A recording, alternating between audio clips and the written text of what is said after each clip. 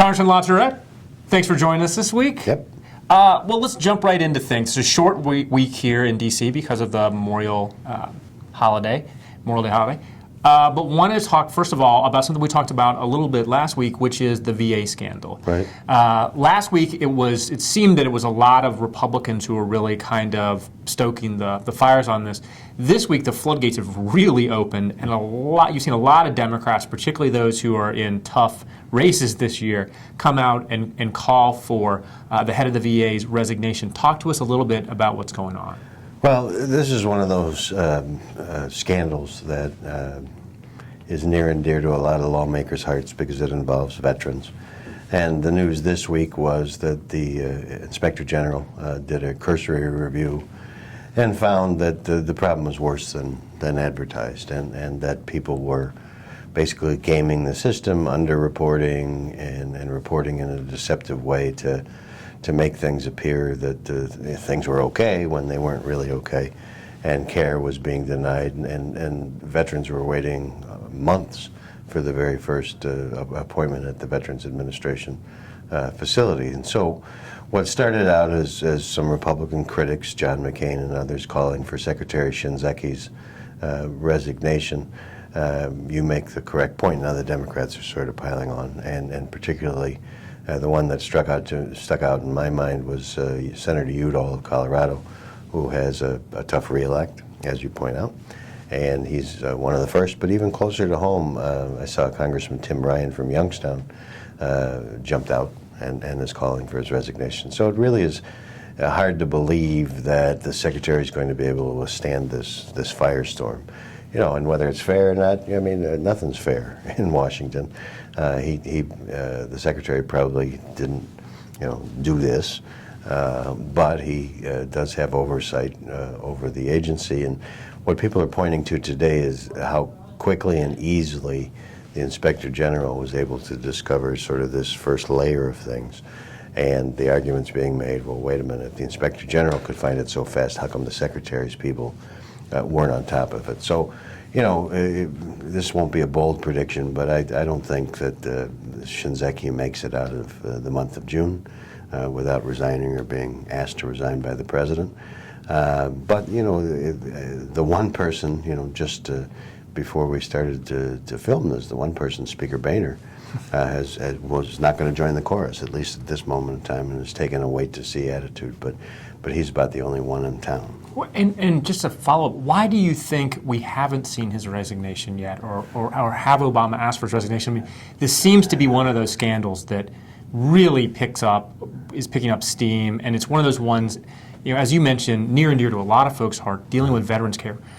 Why do you think that hasn't happened yet? It's a mystery to me. The president, this president is fiercely loyal to the people that he's put in his cabinet, and you can think about the Attorney General Eric Holder, who was under withering criticism, and the president never left his side.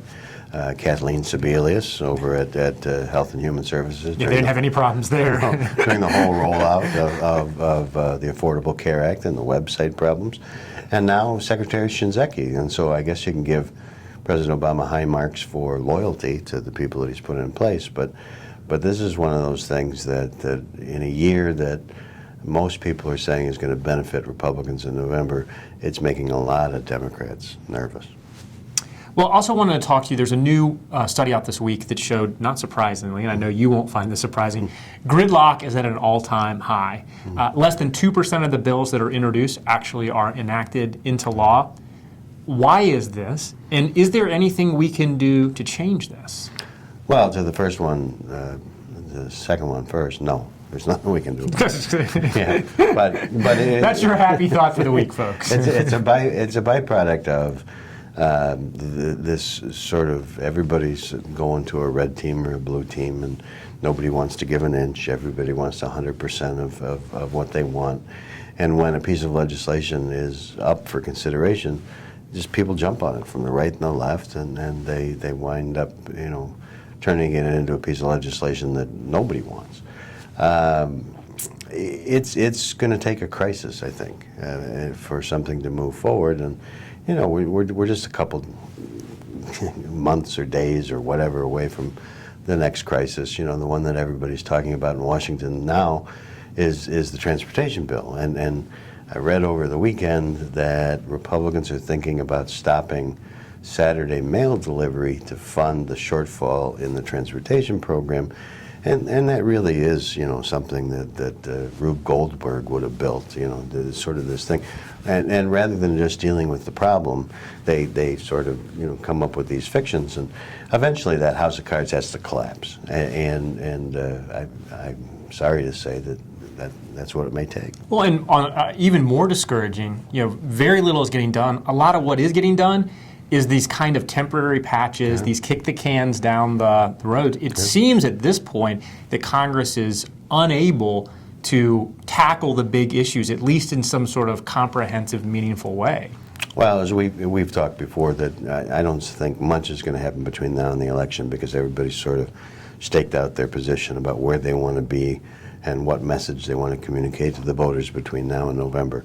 Having said that, I mean, the real test will be during the lame duck, and then at the beginning of next year, whether or not sort of this new paradigm that exists in Washington people embrace and say, okay, so now we'll get something done during the last 2 years of this presidency. I don't know. It seems like the window of actual time where things can happen gets smaller and smaller every year. We got lame duck, and then as soon as the new Congress comes in, right, till and then about we're March, back. right, Yeah, and till then about Easter. Yeah. That's unbelievable. I know. Well, there are things happening in D.C. despite all the gridlock. Tell us what's going on this week in particular. Well, the appropriations process continues. They're going to mark up the agriculture bill in full committee in the House, and they continue to march forward in an attempt to get all 12 of the appropriations bills marked up and ready for floor action by July the 4th, which should be no small feat. And that's really a tribute to Hal Rogers, who's the chairman, who just doggedly has decided to do that. The floor action this week centers around the intelligence reauthorization bill, which the number is a secret because we don't disclose publicly how much we spend on intelligence gathering, the CIA, and so forth and so on. The bill is expected to travel through. It's going to be under a structured rule, but again, it has its critics on the right and the left, who now in this strange new world here in Washington actually meet. They go so far to the right and so far to the left, they meet in the middle. Right, Rand Paul and Bernie Sanders end up in the same place. And so you're going to have a lot of discussion about drones and how we gather intelligence. There'll be a lot on the NSA programs and discussions about that. But at the end of the week, the House should at least pass the intelligence reauthorization, and hopefully the Senate will follow suit and get to the president's desk. Wanted to close by talking a little bit about politics. Obviously, we've been in the middle of primary season, which has been particularly focused on Republican primaries, where a lot of the action has been. The insurgents, the Tea Party folks, Club for Growth, Freedom Works, they've had a bad run here so far. They haven't been able to get any scalps. They haven't been able to knock off any incumbents. This coming up Tuesday is the primary in Mississippi, where Senator Thad Cochran, a very long-serving senator, is being challenged by Chris McDaniel, and he has been heavily backed by the Club, Freedom Works, all of these groups. It seems like this is kind of the last opportunity for these groups to get a scalp. Talk to us a little bit about that race. Well, all eyes are going to be on Mississippi next Tuesday for all the reasons you just indicated. And the stars are aligned. The Tea Party groups are behind McDaniel, and the establishment groups are behind Thad Cochran's bid for re-election.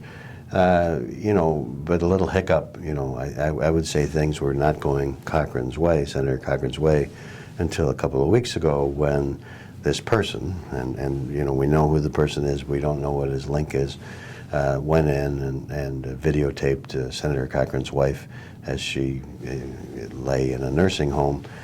She has advanced dementia, and there's nobody who thinks that that's an okay thing to do. Right. I mean, politics is a dirty business, but nobody's saying, oh, that's fair game, and so forth and so on.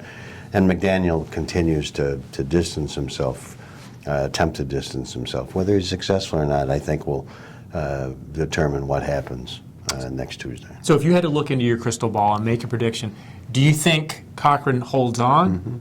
You do? Yeah, I think Cochran wins next Tuesday, and then he's reelected. It's probably his last reelect, and You know, again, we did see this week Ralph Hall, the oldest member in the House, lose to a former U.S. Attorney, Radcliffe, who was backed by the Tea Party.